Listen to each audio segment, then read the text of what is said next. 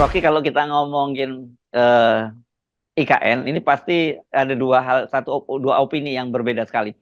Opini pemerintah pasti ini fokusnya bagaimana ini mereka akan menyelenggarakan upacara 17 Agustus. Itu fokus utama. Saya kira setelah itu terjadi setelah 17 Agustus itu whatever will be. Gitulah kira-kira ya.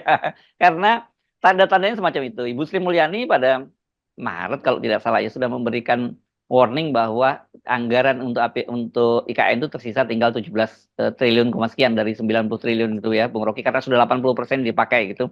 Dan ini sekarang ini ternyata tiba-tiba kemarin dalam rapat di DPR, wakil ini apa ya jabatannya PLT, kepala otorita Raja Juli Antoni itu minta tambahan usulan, dia menyebutnya begitu. Usulan itu artinya kalau disetujui DPR ya terima kasih, kalau enggak ya keterlaluan. 29 triliun lebih gitu. Untuk apa? Ini untuk perawatan, karena nanti kan setelah diserah terimakan ini kan akan jadi benda milik negara gitu disebutnya ya. Ada istana, ada macam-macam, itu harus dirawat dan itu memerlukan dana 29 triliun, Bung Rocky. Itu sama seperti minta supaya Bandung Bondowoso itu menyelesaikan Candi Prambanan, tetapi sekaligus minta untuk dikeluarkan dulu dana perawatan. Wah, candinya sendiri berantakan, bagaimana mau dirawat? Ini juga petunjuk bahwa bagaimana di dalam kabinet sendiri kok nggak ngerti, bahwa kan sudah bilang tinggal 17 triliun tuh. Nah, kalau tinggal 17 triliun ya minta aja 1 triliun misalnya, mungkin dikasih. Tinggal 17 triliun bahkan minta 29 triliun. Artinya ngutang 12 triliun lagi kan. Ini di dalam pemerintah sendiri nggak ngerti informasinya kan. Kalau informasinya udah negatif, bagaimana mau diminta tuh? Jadi kelihatannya nih IKN ini betul-betul semacam bancakan dari berbagai sudut pandang dari mereka yang rakus tapi nggak ngerti bahwa sumurnya udah kering. Itu dasarnya kan. Kita bayangkan misalnya bagaimana ada ibu kota yang nggak ada sumber airnya tuh. Kan Jokowi bilang dari awal bahwa ibu kota IKN itu akan pakai sistem sirkulasi dari dalam dirinya sendiri tuh, nggak akan pakai air dari luar ibu kota, akan digali di bawah ibu kota itu akan ada sumur-sumur resapan segala macam. Ternyata nggak ada, itu kosong, sehingga mesti ambil air dari tempat lain, ditampung di bendungan, baru dialirin ke ibu kota. Ya apa bedanya dengan Jakarta tuh, yang juga tergantung dari suplai air dari Bogor dan apa namanya, mungkin juga suplai air yang paling bagus itu datang dari Tulung Agung gitu, karena kita mencari pertolongan yang maha agung dari Tulung Agung sebetulnya kan. Jadi semua hal yang diucapkan oleh Jokowi itu tidak berbasis pada analisis dampak lingkungan. Harusnya dari awal diberitahu bahwa IKN itu tidak ada air. Kenapa tidak ada air? Ya karena struktur bumi Kalimantan seperti itu. Tetapi dianggap bahwa itu bisa diselesaikan di kemudian hari. Sekarang kesulitannya terjadi, justru airnya yang paling penting. Sampai bulan Juli nanti belum ada ditemukan di bawah tanah ikan itu kan. Jadi memang pada akhirnya kita mesti terangkan pada publik bahwa Jokowi menipu, Jokowi berbohong.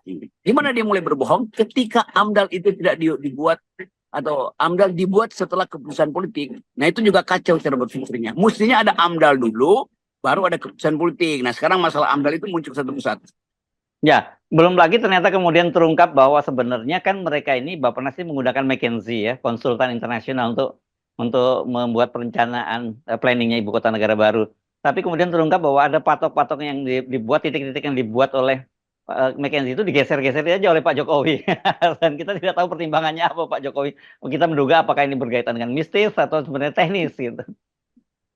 McKinsey itu lembaga riset dan surveyor yang udah terkenal, mungkin setara dengan Nabi Musa itu, yang mampu mendeteksi bahwa laut mati itu bisa dia belah dengan satu tongkat. McKinsey punya pengetahuan semacam itu.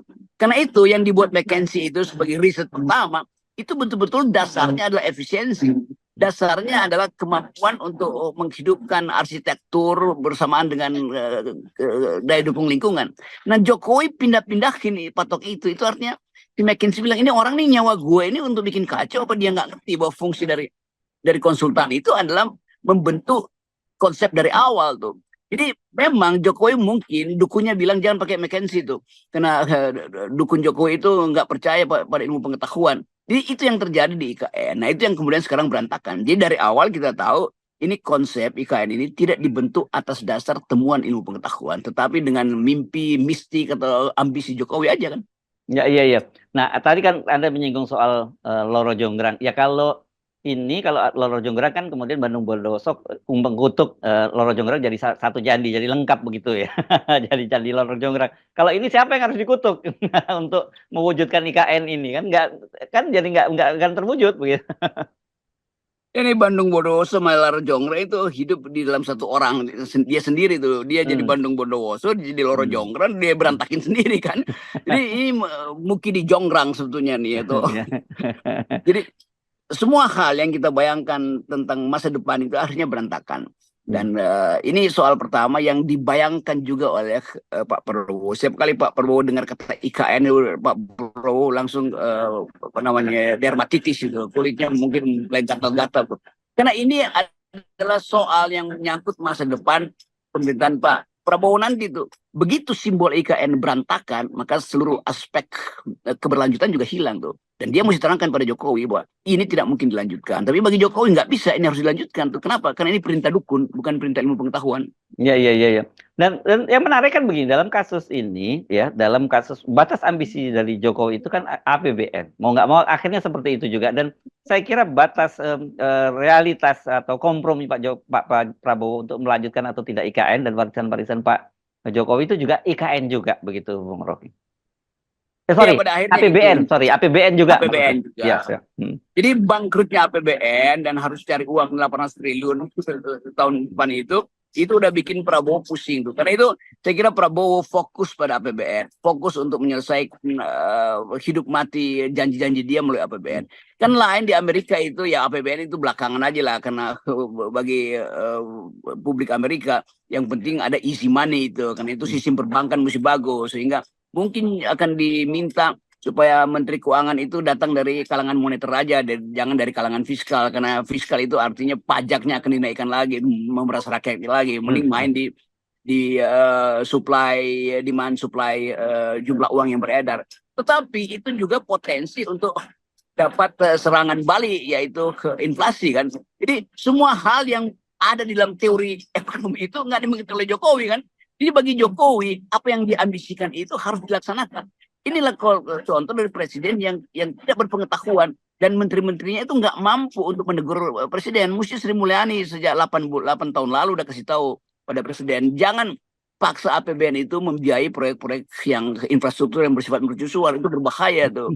Jangan paksa ekonomi tumbuh 2 digit dengan akibat overheating, lalu tiba-tiba berhenti mesin itu kan. Jadi semua sinyal itu diberikan sebetulnya oleh ilmu pengetahuan. Tetapi sekali lagi kita tuntut pada Sri Mulyani, pada menteri-menteri yang seharusnya dari awal tahu bahwa IKN ini akan menjadi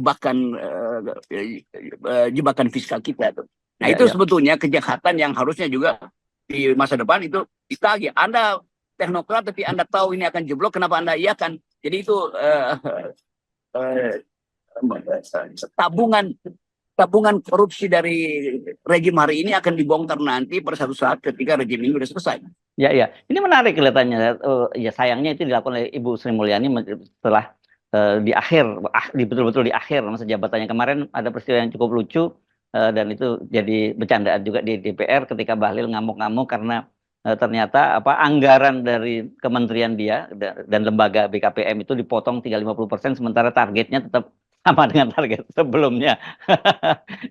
dan kemudian diledek-ledek ini apa karena Ibu Sri Mulyani tahu bahwa tidak akan lagi dipilih oleh Pak Jokowi, oleh Pak Prabowo, tidak akan berakhir masa jabatan Pak Jokowi dan tidak akan dipilih Pak Prabowo, sehingga berani memotong anggaran kementerian yang dipimpin oleh seorang menteri yang paling dekat dengan Pak Jokowi. Begitu kata anggota DPR.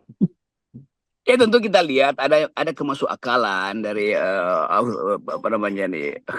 proyek atau strategi austerity dari Ibu Sri Mulyani itu penghematan sebetulnya. Tetapi orang akhirnya lihat ya kalau dihemat itu yang kenanya Bahlil itu pasti memang bikin Bahlil cacing kepanasan itu. Dan dia sebetulnya sudah berupaya untuk memperlihatkan kepada Pak Jokowi bahwa Jokowi akan diselamatkan kalau ormas-ormas yang mulutnya cerewet nanti disogok, disumpel dengan tiup. Ternyata gagal juga tuh. Jadi Bahlil dua dikerjain oleh Sri Mulyani, dikerjain juga oleh ormas-ormas yang tadinya dianggap akan mendukung dia tuh. Ya udah itulah nasib dari Bahlil yang Oke, ya jadi ini tanda-tandanya semacam itu. Investasi memang akan sangat berat begitu, dan saya kira ini bagi para investor tentu wait and see bagi pemerintahan baru ya, Bung Rocky. Kan lagi-lagi semata-mata kalau para investor itu masuk ke suatu daerah, suatu negara misalnya, bukan hanya semacam opportunity, tapi bagaimana jaminan di sana soal